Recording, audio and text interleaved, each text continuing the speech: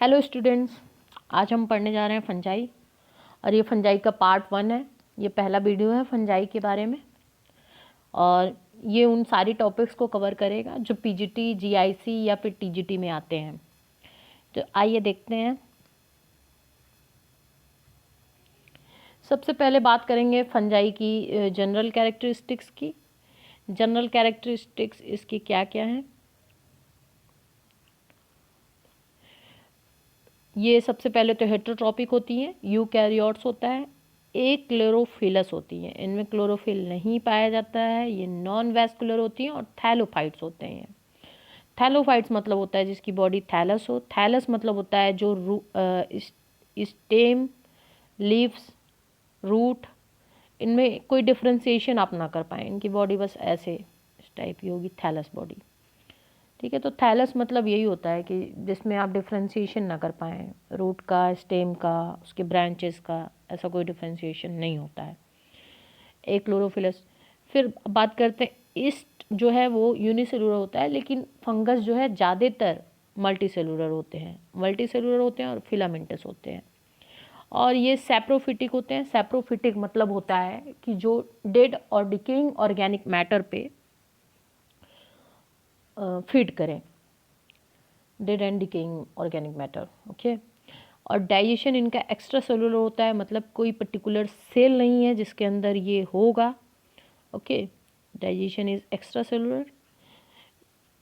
Store excess food material in the form of glycogen. अगर कोई excess food material होता है, जैसे हमारे में भी कन्वर्ट हो जाता है ना, आपको पता है ग्लाइकोजन में कन्वर्ट हो जाता है लीवर में, वैसे इनमें भी जो है जो एक्स्ट्रा फूड मटेरियल होता है that convert into the form of glycogen और ऑयल। जो ब्रांच ऑफ स्टडी होती है जिसके अंतर्गत branch of biology in which we study about fungi is known as mycology. और ऐसे फंजाई जो है हर जगह ही पाए जाते हैं ऑलमोस्ट, जहाँ भी थोड़ी डैम्प प्लेसेस हैं, जहाँ नमी है, मॉइस्चर है, वहाँ ये ग्रो कर जाते हैं इजीली। और ये ऐसे भी होते हैं कि कुछ तो काऊ डंग यानी गोबर पे जो है वहाँ भी ग्रो करते हैं। ऐसे फंगस को कहते हैं कोप्रोफिलस। क्या कहते हैं? कोप्रोफिलस। एक अच्छा एग्जाम्पल इसका है पेजाइजा। PEZIZA।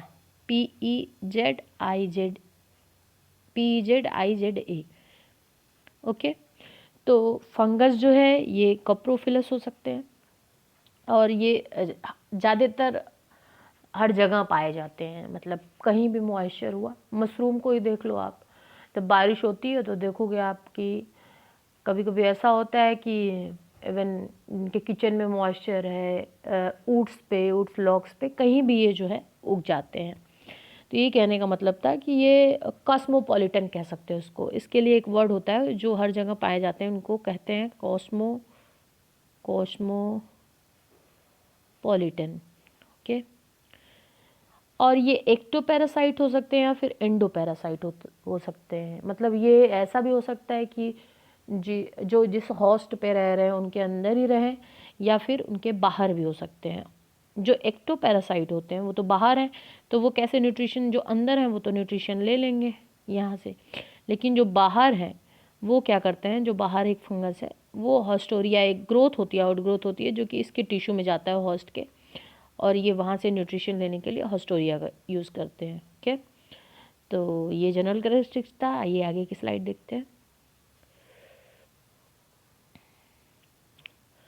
आगे की स्लाइड है, दिस इज़ अबाउट फंगस। कुछ जो है वो सिम्बियोटिकली भी रहते हैं। कुछ फंगस जो हैं they obtain nutrition from other protozoan. एक तो ये एक्टो और एंडोपैरासाइट्स होते हैं, और कुछ फंगस जो होते हैं इनके न्यूट्रिशन की अगर बात करें तो कुछ ऐसे फंगस होते हैं जो कि कुछ प्रोटोजोन से भी न्यूट्रिशन लेते हैं, जैसे कि डैक्टाइलेला है, आर्थोबॉट्रिस है। ये सारे नाम याद करना आपके लिए ज़रूरी है। ओके, सॉरी, हाँ, तो ये नाम याद करना आपको ज़रूरी है। आर्थोबॉट्रिस, डैक्टाइलेला, ये सारे ही ऐसे फंगस हैं जो प्रोटोजोन पे फिट करते हैं। अब बात करते हैं कुछ फंगस जो है सिम्बियोसिस में भी एल्गा के साथ सिम्बियोसिस करते हैं।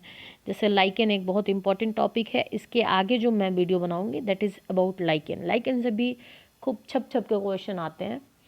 तो ये फंगस के पहले ये एक आउटलाइन में बता दे रही हूँ आपको लाइकेन होता क्या है। लाइकेन जब फंगस क्या करता है, फंगस जो है एल्गी के साथ सिम्बियोटिक रिलेशनशिप में रहता है तो उसे कहते हैं लाइकेन। और जब फंगस हायर प्लांट के साथ सिम्बियोसिस करता है, जैसे कि पाइनस के रूट के पास होता है, तो इसे कहते हैं हम माइकोराइजा। अच्छा, एक चीज़ और, 1 मिनट, एक चीज़ और मैं बताऊंगी यहाँ पे आपको। ये जो रहता क्यों क्यों ये सिम्बियोसिस करता है उसका कारण भी मैं बताऊंगी। जो लाइकेन होता है, एल्गी होती है, ओके, तो एल्गी का मान लो ये रूट है, इसी रूट में रहेगा। क्योंकि आप जानते हो फंगस में माइसेलियम पाया जाता है। माइसेलियम थ्रेड ऑफ, ये थ्रेड लाइक स्ट्रक्चर होता है जो इसका मेन बॉडी होता है, उसको माइसेलियम, कई माइसेलियम मिलके हाइफे बनाते हैं। ये सब आपने सुना होगा जनरल। तो ये माइसेलियम क्या करता है कि सरफेस एरिया इंक्रीज कर देता है for absorbing nutrition. Nutrition absorb करने के लिए इस माइसेलियम की वजह से सरफेस एरिया इंक्रीज हो जाता है, और इस तरह ये एल्गा जितनी उसकी कैपेसिटी थी उससे कहीं ज़्यादा ये न्यूट्रिशन क्या कर पाता है, एब्जॉर्ब कर पाता है। सरफेस एरिया इंक्रीज हो जाएगा तो किसी भी चीज़ का एब्जॉर्प्शन बढ़ जाएगा। इसलिए ये इसके ज़्यादातर रूट्स ऑफ हायर प्लांट और एल्गी के साथ ये एसोसिएशन करते हैं, इसीलिए कि इनकी चूँकि माइसेलियम की वजह से सरफेस एरिया इंक्रीज हो जाती है। ओके, अब आगे देखते हैं। Filamentous body is form of thread of network of mycelium. ये मैं बता चुकी हूँ कि थ्रेड ऑफ नेटवर्क होता है, माइसेलियम होता है, जिसे जो आपस में इंटरविंड होके बनाते हैं हाइफे। हाइफे जो है वो सेप्टेट हो सकता है या फिर ए सेप्टेट हो सकता है। जब हम क्लासिफिकेशन ऑफ फंजाई पढ़ेंगे तो उसमें ये एक क्राइटेरिया होता है for the classification of fungi कि किस फंगस में सेप्टेट हाइफे है, किस में ए सेप्टेट है, वो सारी चीज़ें ही पढ़ेंगे हम। जो ए सेप्टेट हाइफे होता है वो यूजुअली मल्टी न्यूक्लिएट होता है। क्यों मल्टी न्यूक्लिएट हो जाएगा? जैसे ये मान लीजिए ये सेप्टा बना हुआ है, तो ये 1 न्यूक्लियस, 2 न्यूक्लियस, 3 न्यूक्लियस, तो ये अलग अलग हैं। लेकिन यही अगर सेप्टा मैं हटा दूँ, यही सेप्टा, 1 मिनट, यही सेप्टा हटा दूँ, अब देखो ये मल्टी न्यूक्लिएट कंडीशन हो गई कि नहीं? कोई सेप्टा नहीं है तो ये हो गया मल्टी न्यूक्लिएट कंडीशन। तो इसे कहते हैं सिनोसिटिक। तो जिन फंगस में, जो फंगस ए सेप्टेट होंगे, कैसे होंगे? ए सेप्टेट, वो कैसे होंगे? सिनोसिटिक होंगे, यानी वो मल्टी न्यूक्लिएटेड होंगे। जैसे एक अच्छा एग्जाम्पल है इसका zygomycetes. Zygomycetes is a very good example of a septate hyphae है, जिसमें पाए जाते हैं ऐसा class. Individual cell of fungi में have more than 1 nucleus. Individual cell of fungi में ऐसा भी हो सकता है कभी कभी कि एक से ज़्यादा न्यूक्लियस हो। जैसे मल्टी न्यूक्लिएट कंडीशन जो है वो सिनोसिटिक हाइफ है। जैसे मैं बता चुकी हूँ कि multi nucleate condition is found in zygomycetes. जो जाइगोमाइसिटीज क्लास होती है फंगस की, उसमें पाया जाता है सिनोसिटिक हाइफे। यूनिन्यूक्लिएट, यूनिन्यूक्लिएट आप खुद बताओ कि ये जो यूनिन्यूक्लिएट होगा ये कैसा होगा? सेप्टेट होगा, एसेप्टेट होगा? कमेंट करके बताओ, क्योंकि अभी मैंने कॉन्सेप्ट बताया सेप्टेट और एसेप्टेट का, और यूनिन्यूक्लिएट और मल्टीन्यूक्लिएट का। ओके, तो ये यूनिन्यूक्लिएट कंडीशन जो है वो एस्कोमाइसिटीज़ में पाया जाता है। किस में पाया जाता है? एस्कोमाइसिटीज़ में। और चूँकि एस्को, इसलिए इसमें मोनोकैरियोटिक हाइफे पाए जाते हैं। सेप्टेट हाइफे होगा, जाहिर सी बात है। ओके, अब हम देखते हैं binucleate. B for binucleate, B for basidiomycetes. तो यहाँ से याद रखना, जो बाई न्यूक्लिएटेड कंडीशन होती है दैट इज़ फाउंड इन बेसिडियोमाइसिटीज़, और जो बेसिडियोमाइसिटीज़ में हाइफे होता है that is dikaryotic. It means a single hyphae contain 2 nucleus. Okay, so this is about this. Now we will move further. Okay, now we will see the spatial structure formed by mycelium. Okay, mycelium से क्या होता है, कभी कभी एक special structure बनती है fungus में, इस पर भी ध्यान देना ज़रूरी है। माइसीलियम कभी क्या होता है कि कभी कभी डॉर्मेंट स्टेज में चली जाती है और ये हार्ड रेस्टिंग बॉडी बनाती है, जो कि जब देखो जब अनफेवरेबल कंडीशन होगा, कोई भी ऐसा कंडीशन जो फंगस के लिए फेवरेबल नहीं है उसको ग्रो करने के लिए, तो उस कंडीशन में क्या होगा कि फंगस एक डॉर्मेंट मतलब इनएक्टिव कंडीशन होती है।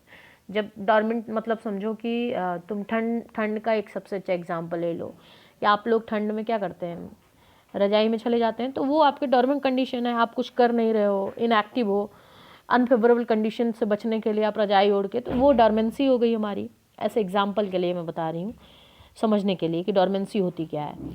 तो डॉर्मेंसी की कंडीशन में क्या होता है कि हार्ड रेस्टिंग बॉडीज बनती हैं that is resistant to unfavourable condition.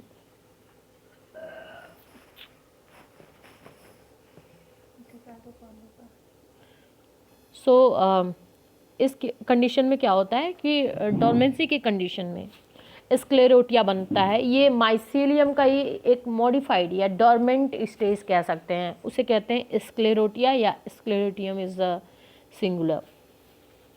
दूसरा बनता है राइजोमॉर्फ, जब कई फंगल हाइपे आपस में मिल जाएं और रूट लाइक स्ट्रक्चर बनाएं। अभी मैं बता रही थी आपको, जब लाइकेन बता रही थी तो बता रही थी कि क्यों ये जो है माइसीलियम क्या रोल होता है फंगस का, कि वो सरफेस एरिया इंक्रीज हो जाता है। वो सरफेस एरिया इंक्रीज इसीलिए होता है क्योंकि ये रूट लाइक स्ट्रक्चर बना लेता है, राइजोमॉर्फ जिसे कहते हैं। ओके, तो आप समझ सकते हो कि लाइकेन में राइजोमॉर्फ कितना प्रोमिनेंट होगा। और थर्ड स्ट्रक्चर बनता है जो माइसीलियम से, वो होता है स्ट्रोमा, और स्ट्रोमा पाया जाता है एर्गोट फंगीज में। एर्गोट फंगीज क्लेविसेप को कहते हैं, याद रखना, क्योंकि अभी आगे डिजीज भी पढ़ेंगे तब भी ये बहुत काम आएगा, ये याद रहेगा। तो एर्गोट मतलब होता है क्लेविसेप, एर्गोट फंजाई जो होती है।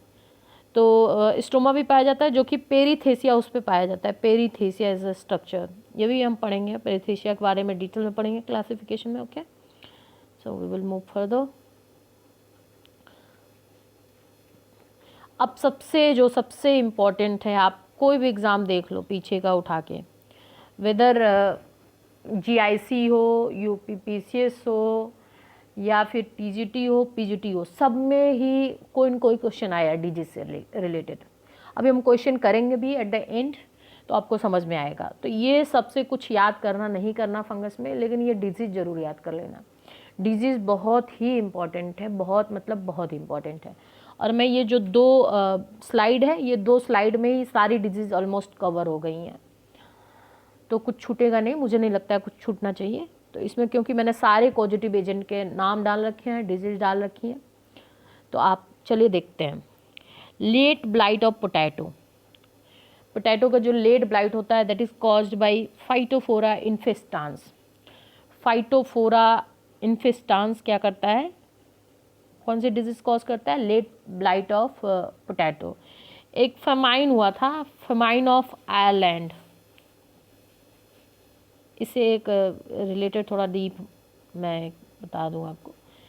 फेमाइन ऑफ आयरलैंड में यही हुआ था कि ये इस फंगस की वजह से ज़्यादातर वहाँ के जो आलू थे, वो आलू एक वहाँ का मेन क्रॉप होता है, तो वो सड़ गया था। और ये फेमाइन मतलब होता है कि अकाल पड़ जाना, या मतलब कह सकते हो कि फूड रिसोर्सेज की कमी हो जाना। तो सॉरी, तो ये फेमाइन ऑफ आयरन से रिलेटेड है, फाइटोफोरा infestans, phytophthora infestans.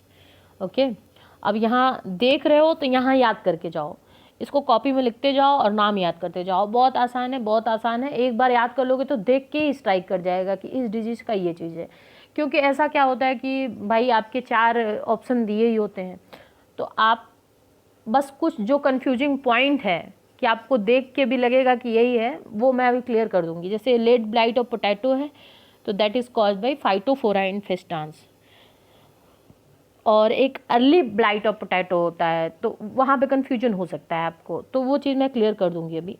White rust of crucifer जो होता है that is caused by albugo candida. Okay, और ऐसे ही ब्लैक रस्ट है, तो ये दोनों चीज़ देखो काफ़ी मिलती जुलती है, तो इसमें तुम्हें क्लियर रखना पड़ेगा कि जो क्रूसीफर वाली डिजीज़ है, देखो यहाँ सी आ रहा है कैंडिडा, और क्रूसीफर में भी क्या आ रहा है, सी आ रहा है। तो जो वाइट रस्ट ऑफ क्रूसीफर है that is caused by albugo Candida.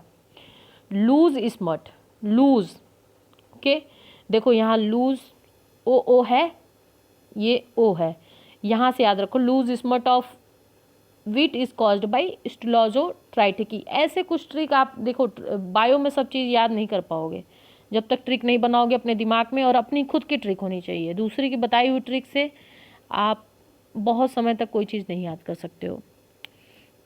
तो ये ओ है और यहाँ ओ है, तो यहाँ से याद रखो loose smut of wheat is caused by ustilago tritici. अच्छा, नाम से भी कुछ रिलेटेड होता है, जैसे वीट होता है ना, ट्राइटिकम एस्टिवम इसका जो साइंटिफिक नेम है, तो ustilago tritici caused loose smut of wheat. Green ear of bajra, sclerospora graminicola. Green ear of bajra is bajra, ज यहाँ भी आ रहा है और ज यहाँ भी आ रहा है, graminicola. So green ear of bajra is caused by sclerospora graminicola. Powdery mildew, powdery mildew ये तो देख के जहाँ भी पाउडरी पाउडरी आ जाए वहाँ पे इर्सिफी, इर्सिफी के कई कई स्पेसीज़ हैं, ये इर्सिफी का जीनस है।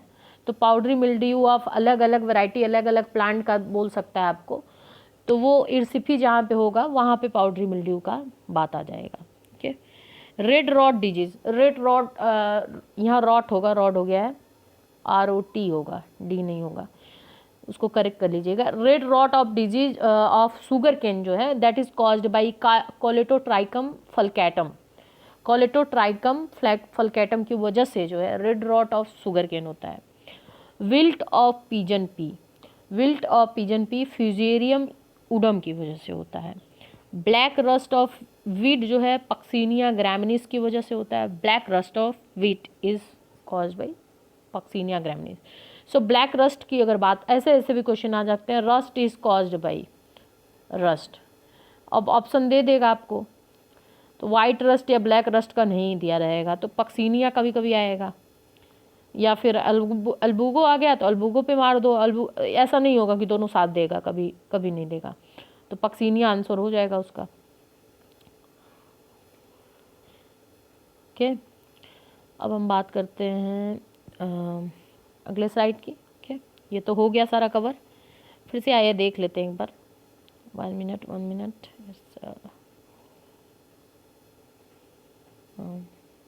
Red blight of potato, phytophthora infestans, white rust of crucifer, albugo candida, loose smut of wheat, ustilago tritici, green ear of bajra, ज स्क्लेरोस्पोरा ग्रामिनिकोला, इसमें भी ज है, इसमें भी ज है, bajra graminicola. Powdery mildew, dew, erysiphe, ठीक है। Red rot of sugar cane, colletotrichum falcatum. Wilt of pigeon pea, fusarium udum. Black rust of wheat, puccinia graminis. Okay, अब बात करते हैं आगे की स्लाइड की, देखते हैं। अब देखिए यहाँ black stem rust of oats. तो हम मैंने बताया कि जो ब्लैक रस्ट होता है, black rust is related to Puccinia species. अब पक्सीनिया में भी कई स्पेसीज हो जाएंगे। पक्सीनिया ग्रामिनीस एविना जो ओट्स में कॉज करेगा वो पक्सीनिया ग्रामिनीस एविना, मतलब स्पेसीज जो बेसिकली जो जीनस है दैट विल बी पक्सीनिया, उसकी जो स्पेसीज है वो बस डिफरेंट हो जाएंगी। एर्गोट ऑफ राई, एर्गोट अभी बताया था मैंने, एर्गोट फंजाई किसे कहते हैं, क्लैविसेप को। तो क्लैविसेप जहाँ नाम आ जाए वहाँ टिक कर दो। ऐसा कम ही होता है कि स्पेसीज बदल दे, तो वहाँ पे थोड़ा स्पेसीज भी याद करना ज़रूरी है, लेकिन ऐसा कम होता है। तो आपको अगर याद रहेगा अर्गोट फंजाई किसे कहते हैं, तो ergot of rye is called by claviceps purpurea. Early blight of potato, अभी लेट ब्लाइट की बात की थी मैंने। लेट ब्लाइट किसकी वजह से होता है, फाइटोफोरा इन्फेस्टांस की वजह से। लेकिन जो अर्ली ब्लाइट होता है, early blight is caused by alternaria solani. इसमें भी आ रहा है अर्ली, आ रहा है मतलब, और इसमें भी अल्टरनेरिया, तो से ये भी शुरू हो रहा है। तो यहाँ से आपको याद रहेगा कि early blight is caused by alternaria solani. Downy mildew of pea, downy mildew of pea जो है मिल्ड्यू की बात आती है तो मिल्ड्यू में मैंने बताया कि इर्सिफी याद रखना, पाउडरी आई, मिल्ड्यू आई, ये सारे इर्सिफी के अलग अलग स्पेसीज होते हैं, कॉज करते हैं। तो इरिसिफी पॉलीगोनी जो है, पी है, पी फॉर पॉलीगोनी, तो erysiphe polygoni cause downy mildew of pea. Angular leaf spot of cotton, angular leaf spot of cotton, xanthomonas malvacearum, ठीक है, मैल्वेसिया फैमिली से बिलोंग करता है ना कॉटन, तो जैंथोमोनास मैल्वेसियरियम जो है वो क्या करता है, angular leaf spot of cotton. Wilt of cotton जो है वो फ्यूजेरियम ऑक्सीस्पोरम कॉज करता है। ओके, तो ये सारा था सब कुछ डिजीज के बारे में। अब क्वेश्चन देख लें।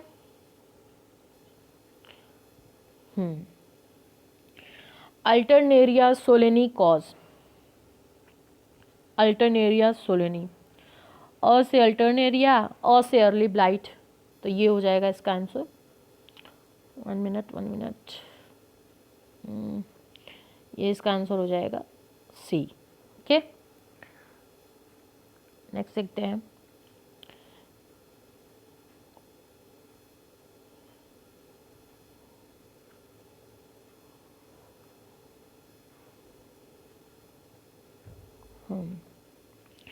कौन सा पेयर करेक्टली मैच नहीं है? पाइथियम, पाइथियम स्पेसीज जहाँ भी होती है डैम्पिंग और डिजीज जो होती है, यहाँ स्पेलिंग गलत हो गया है, डी होना चाहिए, कैंपिंग लिखा गया है।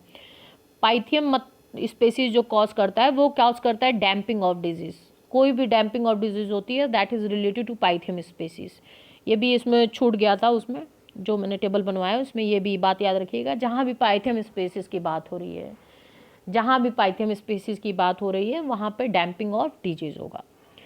फ्यूजेरियम की वजह से विल डिजीज होती है।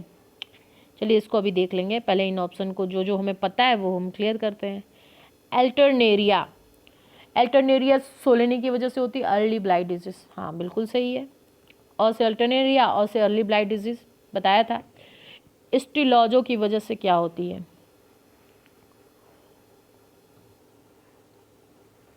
स्टिलॉजो की वजह से होती है लूज स्मट। और यहाँ क्या लिखा है? Bunt disease, bunt disease will be wrong, तो यहाँ पे जो इनकरेक्टली मैच है, फ्यूजेरियम की वजह से विल डिजीज होती है, वो भी मैंने बता रखा है पीछे स्लाइड में, तो ये हो जाएगा इसका आंसर। इसका आंसर हो जाएगा डी। ठीक, नेक्स्ट देखते हैं क्वेश्चन।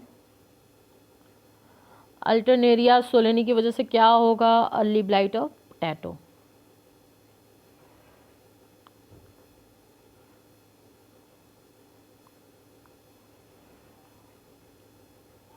बहुत बार ये क्वेश्चन आ रखा है कि early blight of potato, LT biology में भी आ रखा है, जीआईसी में भी आ रखा है, और पीजीटी में भी आ रखा है ये question.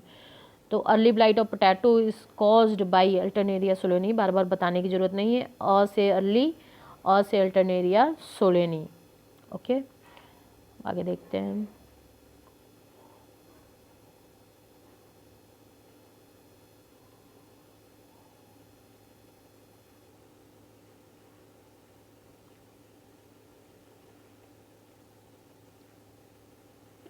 White rust of crucifer is caused by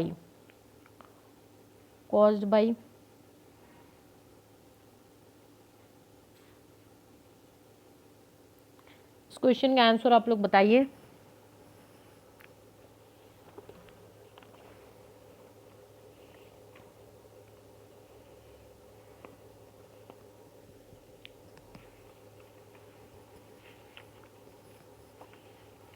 मैं आप लोगों को समय देती हूँ कुछ, क्योंकि अभी तक तो मैंने करा दिया था सब कुछ आपको, तो बताइए। वाइट रस्ट की बात आती है जब, मैंने 2 रस्ट बताया था, एक तो ब्लैक रस्ट और दूसरा वाइट रस्ट। तो जो ब्लैक रस्ट होता है वो किसकी वजह से होता है? पक्सीनिया स्पेसीज की वजह से। लेकिन जो वाइट रस्ट होता है that is due to albugo. White rust किसकी वजह से होगा? एल्बोगो की वजह से। ओके, अब नेक्स्ट क्वेश्चन देखते हैं। ओके, सो ये सारा कुछ था। आप डिजीज़ के सारे क्वेश्चन लगा लेना, कुछ भी आपका फंसेगा नहीं ये स्लाइड देखने के बाद। और नेक्स्ट हम देखेंगे इकोनॉमिक इम्पोर्टेंस ऑफ फंगस और फंगिसाइड के बारे में, क्योंकि उससे भी क्वेश्चन बहुत आए हैं। तो क्लासिफिकेशन भी देखेंगे एट द एंड। क्लासिफिकेशन से बहुत क्वेश्चन तो नहीं आए हैं, लेकिन देख लेंगे उसको भी। और जो स्पेसिफिक कैरेक्टरिस्टिक्स होता है, एक मिसलेनियस बनाएंगे हम, जिसमें फंगस के सारे ही प्रॉपर्टीज़ जो हैं, इन जनरल जितने भी प्रॉपर्टीज़ होते हैं, जैसे कि कौन से फंगस कॉप्रोफिलस होते हैं, किस फंगस की वजह से ब्लैक रस्ट किस फंगस को ब्रेड मोल्ड कहते हैं, या कौन से फंगस ईस्ट क्या क्या सिक्रीट करता है, कौन कौन सा एंजाइम सिक्रीट करता है, ये सारी चीज़ें हम जो मिसलेनियस में देखेंगे। Okay, so this is about fungus, fungal disease and it's general characteristics. Video पसंद आया हो तो लाइक कर दीजिए, नहीं तो कोई बात नहीं, अगर पसंद आया हो तो अभी लाइक करना, कोई ज़बरदस्ती नहीं है। Okay, thank you.